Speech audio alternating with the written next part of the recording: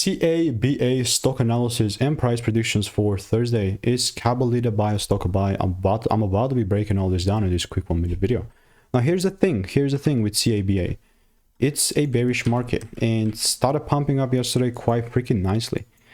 This bearish bias that I had, honestly, it's still gonna hold ground, pretty firm ground, because we have a supply zone here. And at the time when I made it, I was like, okay, it was 231, then the price came down to 136, so like $1 lower.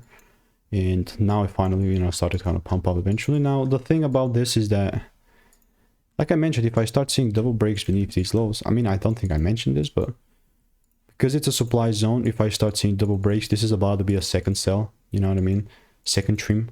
But yeah, I'll continue to keep you updated. If it goes above 190, then that's going to be recorded as a SL. But other than that, if you want to stay tuned, if you want daily stock picks and emails and insights for free, click the first link in the description. I'll continue to keep you updated.